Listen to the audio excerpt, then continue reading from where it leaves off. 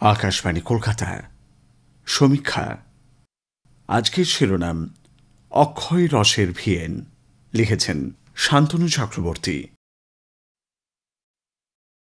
একটা সময় পাড়ার জলসা থেকে গুণীজন সম্বর্ধনা অবধি যে কোনো অনুষ্ঠানে মঞ্চের উপর যেটার উপস্থিতি অনিবার্য ছিল সেরকমই একটা ভারী মোটা মাথার মাইক্রোফোনের সামনে দাঁড়িয়ে হাসি হাসি মুখের এক স্বল্পকেশ যুবক এক্ষুনি একটা গুরুত্বপূর্ণ ঘোষণা করতে হবে বলে একটু উত্তেজিত। কিন্তু তিনি যেই সবে দুটো কথা বলেছেন অমনি মাইক্রোফোনের অন্দর থেকে একটা উৎকট শব্দ। ঘোষক খানিকটা বিরক্ত, খানিকটা অবাক, কিছুটা অপ্রতিভ। আরও একবার মুখ খুলতে গিয়ে শব্দযন্ত্রের তরফে আরও বিকট আপত্তি ভেসে আসে। আগেকার সবকটা অভিব্যক্তির সঙ্গেই ঘোষকের চোখে মুখে এবার যেন একটু ঘাবড়ে যাওয়ার ভাব। একবার পাশে একবার পেছনের দিকে তাকিয়ে নেন, মানুষ ঘাবড়ে গেলে যেমনটা করে আর কি। অবশেষে তৃতীয়বারের চেষ্টায় তিনি ঘোষণাটুকু সারতে পারলেন। সেখানেও ছোট্ট করে একবার খেই হারালেন। গড়পড়তা বাঙালির মঞ্চে দাঁড়িয়ে কিছু বলতে গেলে যেমনটা হয়, গোটা ছবিতে তার চরিত্রের উপস্থিতি এইটুকুই। দৃশ্যগ্রহণের শেষে বিশ্ববন্দিত পরিচালক তার স্বভাবসিদ্ধ নির্লিপ্ত ব্যারিটোন কণ্ঠে বললেন, আপনার জন্য 750 ফিট ফিল্ম বরাদ্দ রেখেছিলাম, আপনি তো 250 ফিটেই শটটা উতরে দিলেন মশাই।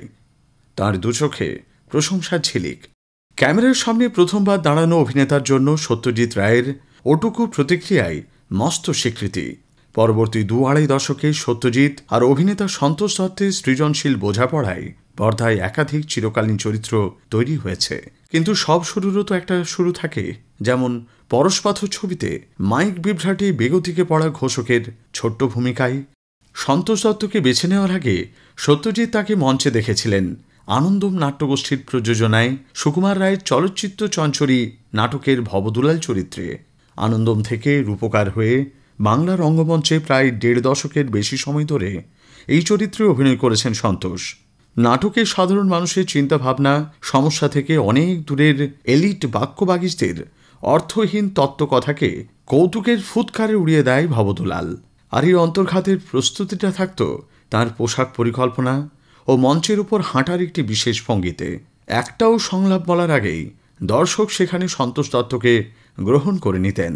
সত্যজিৎ অবধি বলেছিলেন, সন্তোষের অভিনয় দেখে মনে হয় বাবা বুঝি চরিত্রটা তার জন্যই লিখে গেছেন। মঞ্চাভিনয়ের এই শৈলীর প্রস্তুতিটাও তার হয়েছিল ছোটবেলায়, বাবার সঙ্গে পুরনো বাংলা নাটকের পাঠ অভিনয় দিয়ে। অভিনয়ের ব্যাপারে বাবার প্রশ্রয় ও সাহচর্য দুটোই পেয়েছিলেন তিনি। এমনকি মা বাবার দাম্পত্য ঝগড়ার নিখুঁত নকলন বেশি করে সাজার বদলে বাহবাও জুটেছিল। আসলে একটা চরিত্রকে পর্যবেক্ষণ, তার চলাফেরা, কথা বলার ভঙ্গি থেকে তার অন্তর্মহলটাও চিনে নেওয়ার অনুশীলনটা শুরু হয়েছিল এই সময়ে।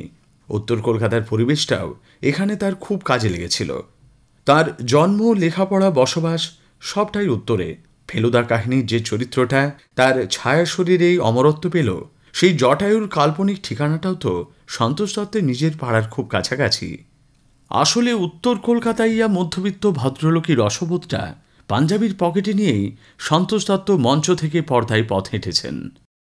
3 কন্যার সমাপ্তির যে কন্যাদায়গ্রস্ত বাবা গ্র্যাজুয়েট জামাই পাওয়ার বাসনায় হেঁ হেঁ করে হাত কচলান, আবার সোনার কেল্লায় যিনি তঙ্গ মত করো বলে কুলিকে দাপট দেখান, 2 জায়গাতেই উত্তর কলকাতার সেই বাঙালি মধ্যবিত্তটি হাজির আছেন। তাঁর মুখে রাজকন্যা কি কম পড়িতেছে বা কাঁটা কি ওরা বেছে খায়ের মতো যে সংলাপগুলো বাঙালি জনপ্রিয় সংস্কৃতির চিরকালের সঞ্চয় হয়ে গেছে, সেখানে দৃশ্য সংলাপের স্রষ্টা সত্যজিতের সঙ্গে ক্যামেরার সামনে শিল্পী সন্তোষের পরিশীলিত কৌতুকবোধের মিলমিশটা ঘটে যায় বলেই তো রসের ভিয়েনটা অমন অক্ষয় হতে পেরেছে। কিন্তু তারপরেও একটা ব্যর্থ গোপাল ভাঁড় ছাড়া তাকে কেন্দ্র করে কোনো চরিত্রের কথা ভাবাই হলো না। জন্ম শতবর্ষে তাকে নিয়ে চর্চায় এই প্রসঙ্গটা উঠে আসুক। সমীক্ষা শেষ হলো। এটি লিখেছেন শান্তনু চক্রবর্তী।